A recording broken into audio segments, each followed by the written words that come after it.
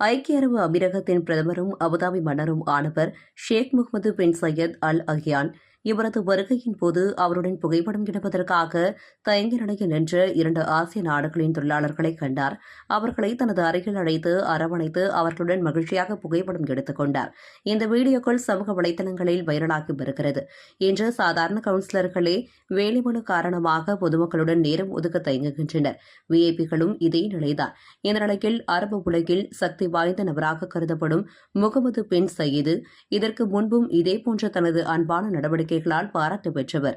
கடந்த சில ஆண்டுகளுக்கு முன்பு சவுதி மன்னர் அபுதாபி வந்தபோது அவரை விமான நிலையத்தில் பள்ளி குழந்தைகள் வரவேற்றனர். அப்போது தலைவர்களுடன் கைகுலுக்க குழந்தைகள் ஆர்வம் காட்டினர்.